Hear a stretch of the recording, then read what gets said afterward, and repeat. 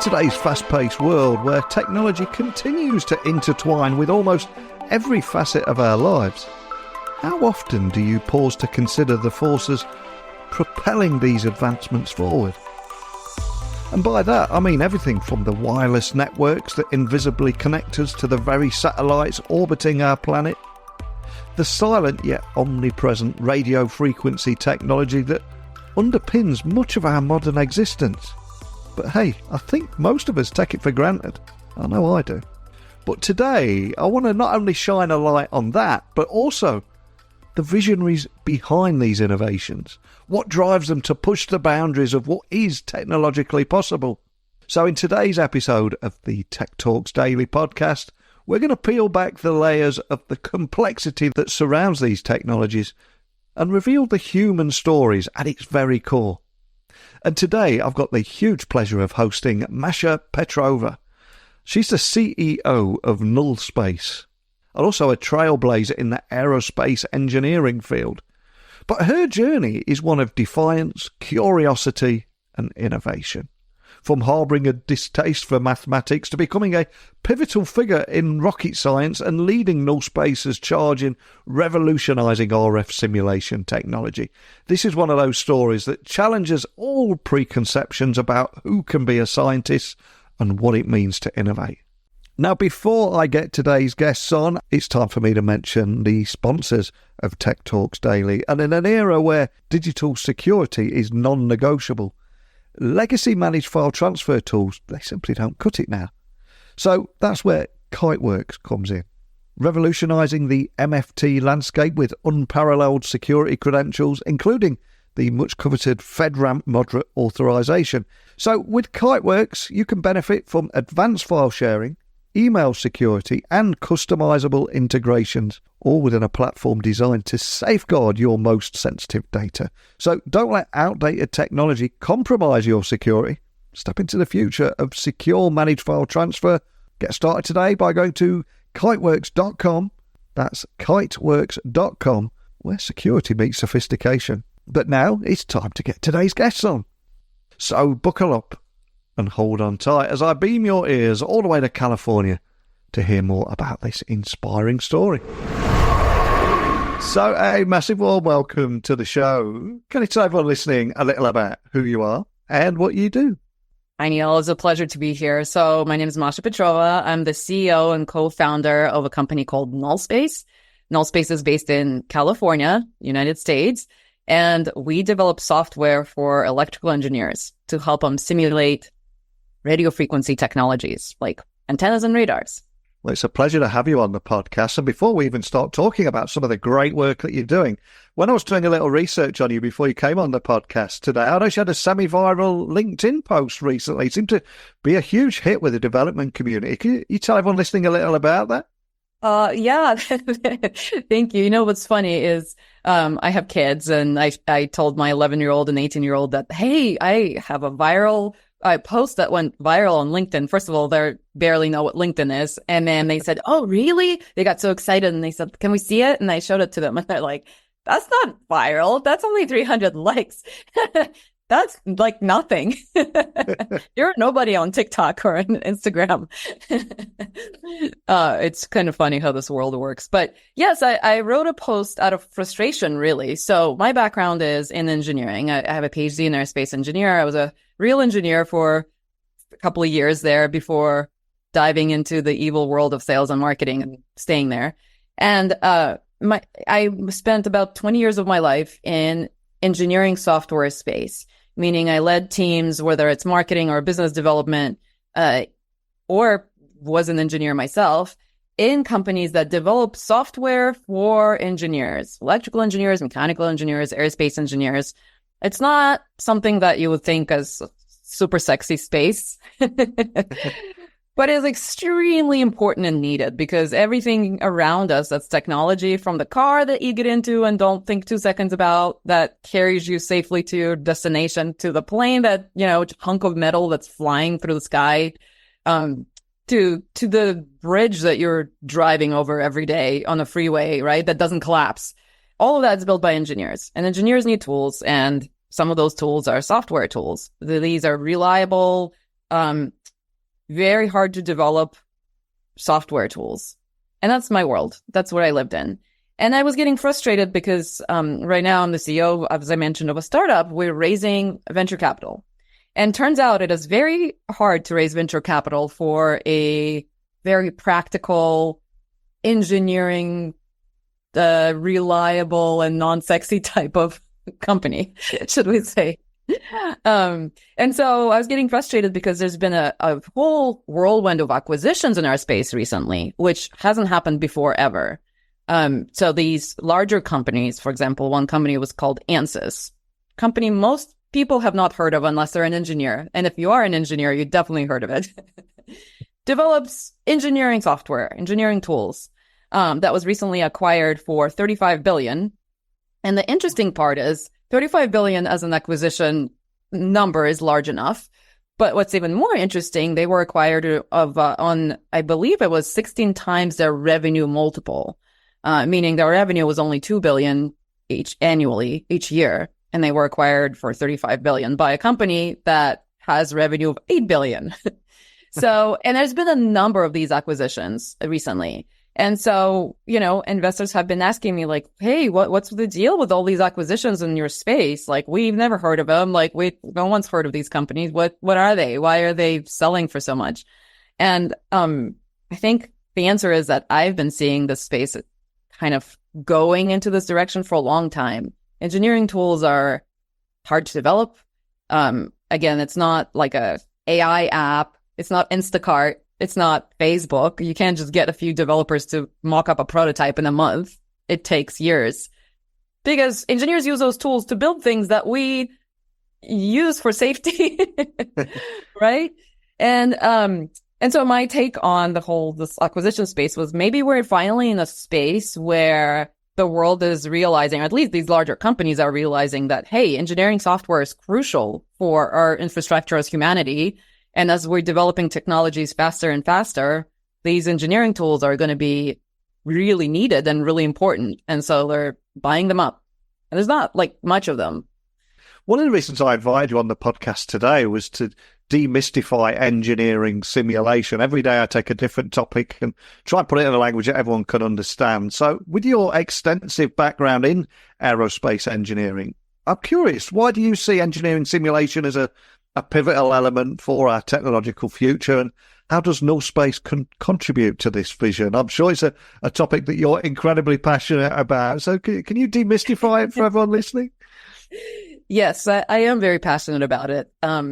So the way you engineer something, right? Think about a car, your refrigerator, again, a bridge built by civil engineers, a tall skyscraper that doesn't collapse during an earthquake, right? Like all of these type of technologies are designed by engineers. The way the engineering process works is a group of engineers or an engineer have an idea for development or something, or they have customer requirements to develop some sort of technology. And then the process starts, right? So there's some sort of idea, then that idea has to be designed out, usually designed in tools like CAD tools, which is computer-aided design tools. And so that's how you would draft out or design out your idea as an engineer. And then there's a whole slew of testing and validation that happens after that, where certain things are tweaked and then whatever product is tested. Then things are tweaked again and the product is tested so that you can test it against all kinds of conditions so that as you're driving in your car, you might have an accident, but it will be because of you, not because the engine stopped working, right? Yeah. To get that level of reliability of technology, it does really require a very rigorous engineering process. And so you could test things by building them in a laboratory and testing them in a variety of ways, right? For mechanical properties, chemical properties, fluid dynamics, all kinds of things. Or another way of testing, which is developed in the recent maybe 50, 40 years or so, is to simulate the physics in a computer and to test whatever it is you're engineering in the computer, right? And that's where engineering simulation comes in. So engineering simulation is a way for engineers to test their designs for reliability and all kinds of properties in a computer, in a simulator, as opposed to building a giant test rig for it, if that makes sense. And so In Nullspace, we focus specifically on the electromagnetics part. So we simulate electromagnetics. And electromagnetics is sometimes called the black magic or the black arts of engineering, because you can't see it, but it's everywhere. You know, you and I are talking because of electromagnetic technology, because of RF technology. You know, any technology that communicates, hardware that communicates with each other, but there's no wires. How does that happen? There's stuff floating in the air, and that stuff is electromagnetic, waves. And that's how different technologies communicate with each other. And we don't even think about it because you don't see it, right? Like it's hard to really visualize. But it's there and it's everywhere. If you think about your cars are becoming a computer now. Satellites are becoming computers. You're, with your smartwatch and the phone alone has like 5 or 7 antennas in it, depending on the phone that you have. It's got the Bluetooth, it's got the different types of antennas, it's got the GPS, all those things that are communicating with other things without wires, are RF technology. And so our software allows electrical engineers to design those kinds of products, RF technology products, and simulate how they're going to perform, how your antenna or radar or other RF technology will perform, and simulate it in the computer first before having to build it and test it many times over. Does that make sense? 100%. And I always try every day on this podcast to try and get people thinking differently about the world around them, how they're surrounded by technology in their life, their work, and indeed world. And given the exploding demand for RF technology and everything from agriculture to space exploration, can you elaborate on where this technology plays a critical role in our daily lives and some of the challenges that this demand might be presenting? Because again, for a lot of people, they're blissfully unaware of this stuff, right? Which might frustrate you too. It's true, because there's so much engineering brain power, PhD level engineers, brain power that goes into developing these technologies, but you don't see them and you don't think about them in your everyday life. But if we take something like very practical and simple, I shouldn't say simple, very practical and visible, like a car. Let's say 50 years ago, your car was a mechanical and fluid dynamics type of technology, right? There were gears that were, moving other gears, and that's how the engine worked. There was obviously the internal combustion engine, and there's some chemistry happening there and some fluid dynamics, but that was it. There was mechanics and there was fluid dynamics. And now we think about cars. Cars now have, radars that could see things at night. So autonomous vehicles, right? The GPS in your car that tells you if you're in an accident, all of a sudden you can instantly send a note, and have someone come, or not a note, but a message, and have someone come rescue you. That's sent through RF signal. The way that cars see other things or see other cars in autonomous vehicle type of situation, that's all RF technology. So your car is becoming more and more of a RF device, and more of a computer, if you want to think about it, than just a mechanical and a fluid dynamics thing. And that's happening with everything. That's happening with aerospace, with satellites, with planes, with communications, with all these technologies that, are well established. And then there is a whole slew of new industries that we didn't even think about, again, 50, 60 years ago, right? Like your watch measuring your blood pressure and sending it to or the Oura ring, right? Or sending it to your phone with all kinds of statistics. That it's sending it through the air, through the radio frequency type of technology.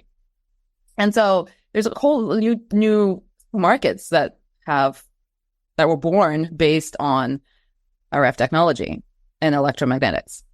Everyone knows about the explosion of AI. I know you've had episodes here, obviously, talking about AI quite a bit. AI consumes chips, right? That's how AI works. So there's a big proliferation of chips. There's a conversation of where these chips are being made and, whole storm of conversations on that. At a certain frequency, one of those chips is actually an RF device as well. So RF is literally penetrating our lives at every possible way. And so something that your listeners could think about is just look around the room, look at, what you're wearing on your wrists, look at your phone, your computer, just your smart coffee maker, right? That is making coffee at a certain time and sending data somewhere. Your air conditioner, your Nest heat controller or air conditioner that's sending data through Bluetooth to who knows where. All of that is just RF waves floating through the air all around you, making all these technologies work. Absolutely love that. And one of the things I always also try and do on these podcasts, as you know, is try and find out more about the guest origin story. And one of the things that attracted me to you was how you took this creative path to rocket science, because your journey from a creative individual who dislikes math to becoming a rocket scientist is truly inspiring. So can you share how you navigated that transformation and what motivated you to pursue aerospace engineering? Because I feel there's a bit of a story here, right? Probably, yeah, there's definitely a story. So I'm not a traditional engineer. As I mentioned, engineers are most of the time, if you think about a stereotypical engineer, they're very detail oriented. They're very thorough. They're good at math, typically, right? I am typically not good at any of those things. I have a lot more of a the ADD brain. I think a lot more at a higher level. I can focus my attention when I really want to. And so in marketing, for example, I get very into details and on the branding side of things and colors and fonts and all that kind of stuff, which is kind of funny. But on the engineering side of things, it was essentially brute force that got me into grad school. So I was born in Russia, Moscow, back in the Soviet Union days. I grew up on Soviet Union science fiction, which was really cool. And then my grandfather was an aerospace engineer, pretty high up in the space race side of things on the Soviet Union side. And so I grew up around space, and it was portrayed in a really, really cool way. And again, growing up in Soviet Union, it wasn't like the best childhood, should we say? There was a lot of things missing, like food sometimes, I had like one pair of pants, one skirt growing up, like one pair of shoes. So life itself was pretty limiting, but the science fiction world opened up this really, really exciting, unlimited world of possibilities of travel to different planets and the kind of life that I could have. And I think that's where it just kind of hooked me as a child. And so I decided I was going to be a cosmonaut at the time, and then moving to US, I was going to become an astronaut. And to become an astronaut, I knew that one of the fastest paths in was to become an engineer. And so that was really my path into engineering is, I was going to make it work, whether I liked math or not. And so, math came harder to me than anybody else. I had to work harder than anybody else. I never had straight A's. It was hard. I was forcing the part of my brain to work that usually doesn't. And then grad school was easier because there were things that I basically just kind of hacked my way through engineering in a way where I found things that work for me and that I enjoy. So teamwork, solving hard problems. I'm pretty systematic in a lot of ways. So like finding satisfaction from solving these like pages and pages of equations systematically worked for me. And then once you get into grad school, you get into higher math, which is a lot more conceptual. There's a lot less numbers. It's a lot more visual. It's mostly letters. It's like pages and pages of equations with letters in them. And that was great because it was a lot more visual, and that worked for me. And linear algebra was much easier to understand than, I don't know, trigonometry in high school. And that's how I ended up sort of here. What an incredibly cool story. What about your dreams of becoming an astronaut? Is that still there? I mean, William Shatner did it at 90, right? So there's still hope. Is it still something you'd love to do? When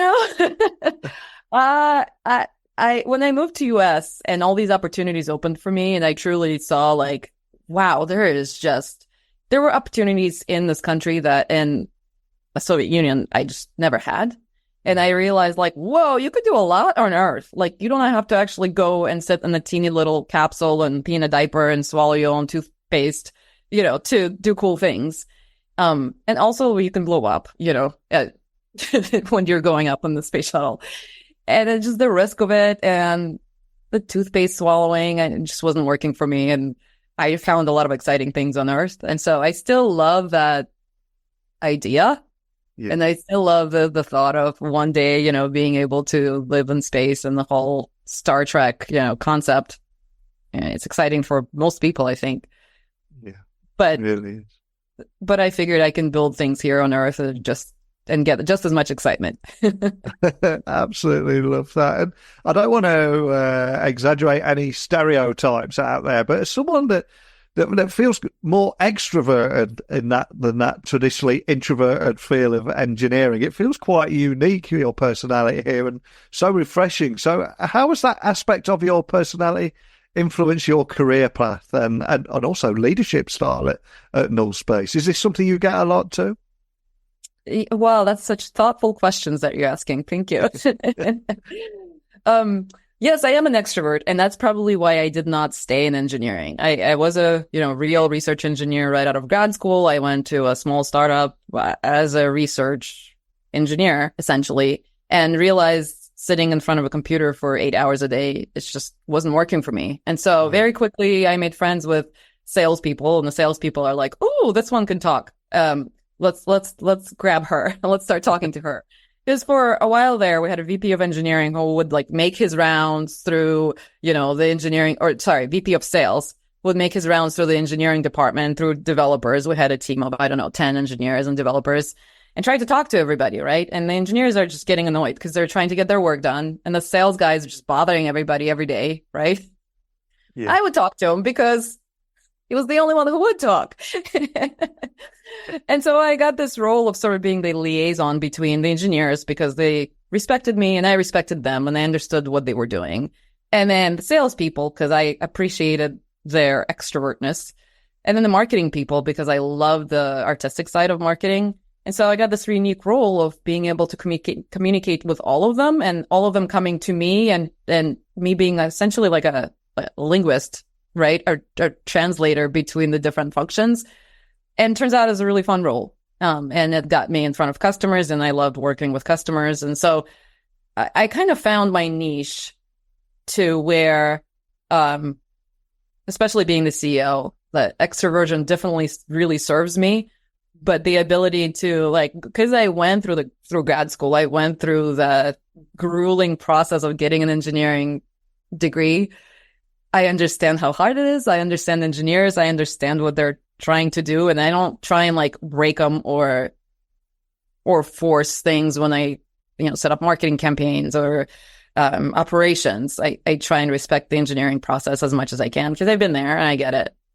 Love it. And another thing that attracted me to you guys is Nullspace really stands out amongst so many different deep tech companies out there, especially with your RF simulation technology being significantly faster than incumbent products. So I've got to ask, though, for everyone listening around the world, what would you say makes Nullspace unique, and how do you maintain this edge in such a highly competitive market?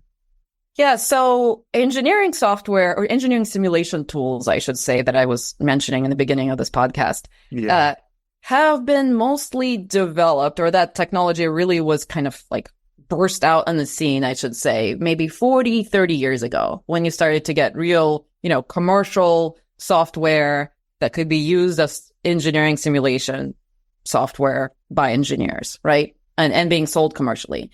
And really, essentially, in the last 30 years, that technology has remained unchanged, like the solver itself. So the solver is what solves your governing equations, whether it's the electromagnetic governing equations, fluid dynamics equations, mechanical equations, and so on. So it solves it so that it would simulate it in the computer. And so that solver, or those solvers, have remained virtually unchanged, even though the companies that commercialized and sold them obviously worked quite a bit on the user interface, user experiences, combining multiple solvers together for all kinds of multi-physics simulation technology. But the solver itself has been pretty much the same for 30 years. And so our solvers are more modern. So my co-founders have been developing them for about 10 years. So 10 years is a long time. It gives you enough time to validate the solvers against real experimental data, but certainly more modern than, the solvers that were developed 30, 40 years ago. And they were developed with modern computing architecture. So in order to simulate reality, real physical processes in the computer, that's not like a hyped up, video simulation, but actually simulate real physics in the computer, that's hard. You have to solve these really complex governing equations, convert them into, do all kinds of linear algebra manipulations, then convert them into complicated code, then, code that into the computer and make sure the architecture of the computer can handle these really large simulations. It's not easy. And so our solvers are able to take advantage of modern computing, multiple cores, GPU, CPU acceleration, and go much faster than the codes that were developed on, old school computing architecture. And so that's what makes us unique. And when I say faster, people sometimes ask me who are not familiar with this process, okay, who cares? Something takes a second and then something takes a few seconds. Well, engineering simulation usually takes very typically hours, days, sometimes months to do one experiment. So imagine you go in, what can I compare it to? Let's say, I don't know, rendering graphics, right? So rendering graphics sometimes takes a long time, but typically not months to render one graphic, right? Yeah. Engineering simulation could typically take very, hours, days. And we've talked to engineers that said, yes, I wait for a month to one simulation to finish. So when you're dealing with those type of timescales, and we could slash that down to a day simulation or slash, something that takes a few weeks to just a few hours with the same accuracy, and you get the same results and the same data. And now all of a sudden you could do more experiments. You could set up optimizations. You could run multiple optimizations of whatever it is you're trying to optimize, right? Much faster. So that's what makes Nullspace unique and special in this space. And you said much faster. I think I'm right in saying this. I read before you came on that your simulation technology is 25 plus times faster. So yes. How do you see that? How do you see that impacting the development cycle of RF technology and the broader tech industry? Because it feels like a real game changer to someone listening outside of this space. Yeah. And I think the answer is, well, think about an engineering process, right? So an engineer sits there and designs technologies. That's how we get innovation. Engineers come up with it. And so now all of a sudden, you're telling an engineer an experiment that took you a month for you to sit there and wait for the results and then decide on how to tweak your design is now going to take you a few hours. Yeah. Right? What can you do with that time? And there's a variety of things you could do. You can either just get your work done faster and deliver the final results faster, or you could set up more complex simulations, more complex experiments. And now all of a sudden you're coming up and you're with designs that you could not come up with before. You innovate faster. You could do things like generative design, for example. So with our software, you can plug in an optimizer tool, and there's, a variety of them out there.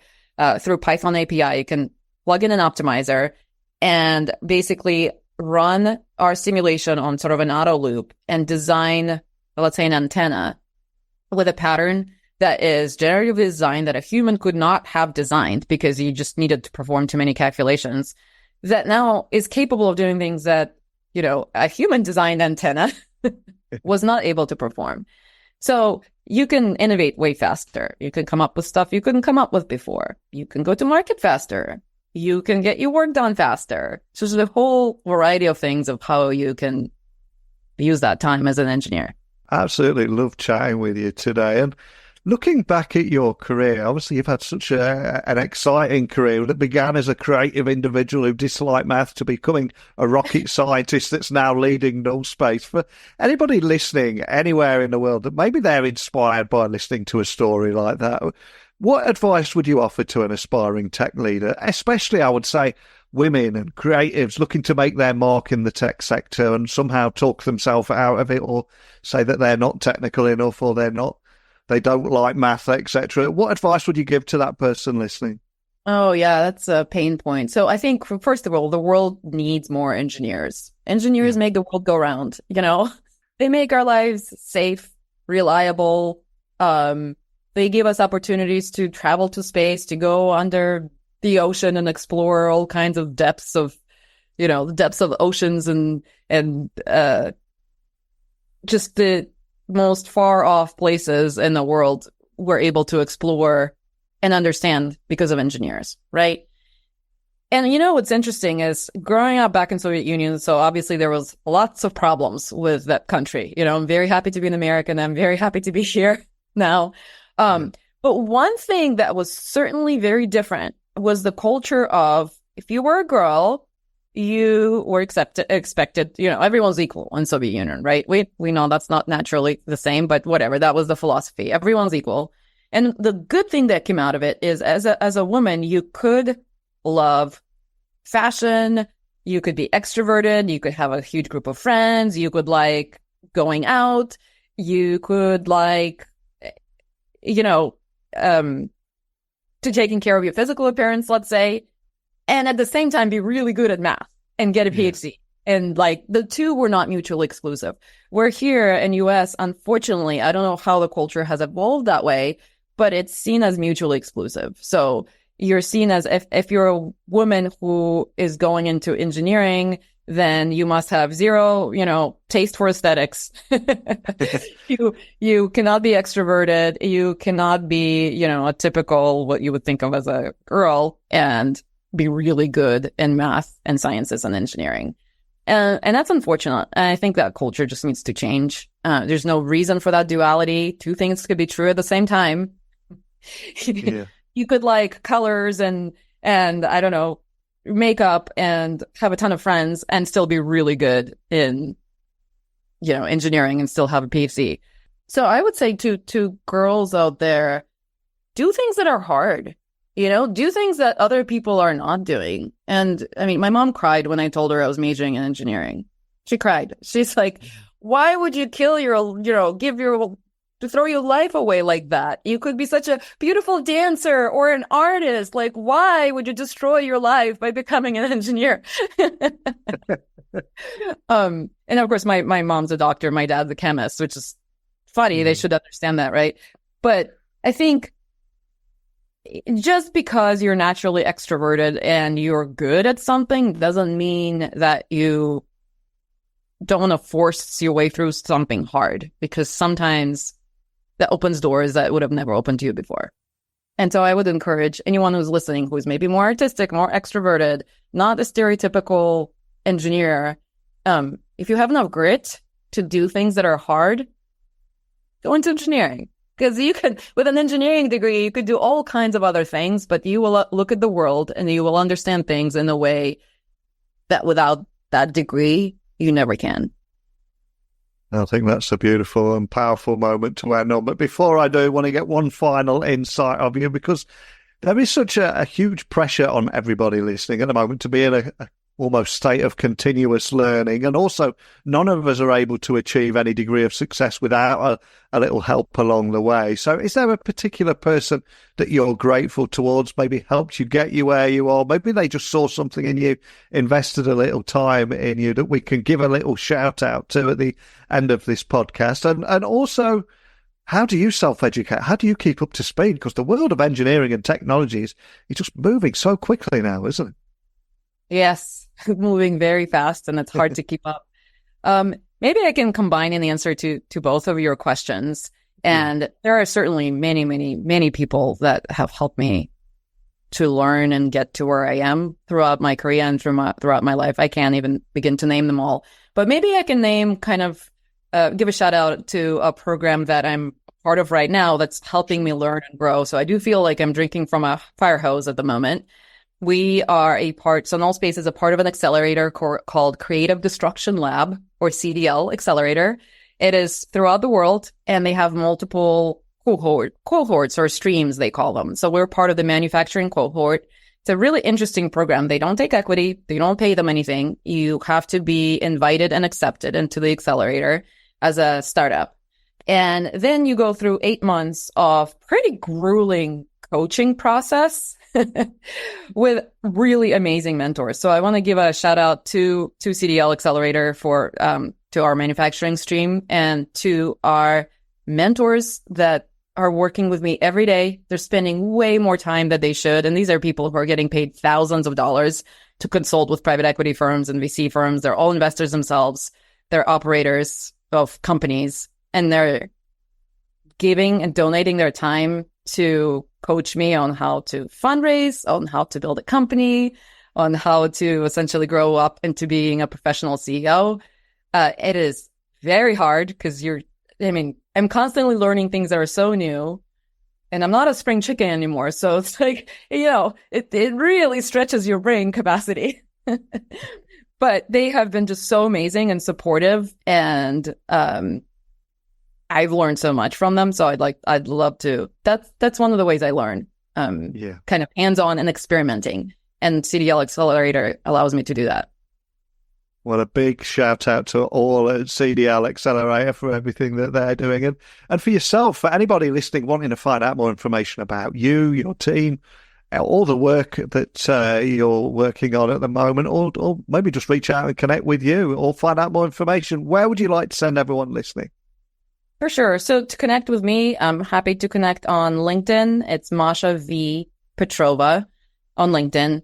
And then our website is nullspaceinc.com if you'd like to find out more about Nullspace, or if you're an RF engineer listening, open to new technologies, reach out to us. We'll be happy to schedule a demo. Well, as we approached nearly 3,000 interviews, this is one of those episodes that will stick with me long after we finish recording, because it's one of those interviews that had absolutely everything for me, almost like a Netflix series, from a creative who hates maths to becoming a rocket scientist, talking about why engineering simulation is so crucial to our tech future and our world's growing radio frequency demand in everything from agriculture to space. And that big shout out to CDL Accelerator. But more than anything, just thank you for taking that time to sit down with me today and share that story. Thank you so much. Thank you for such deep questions, Neil. It's been great.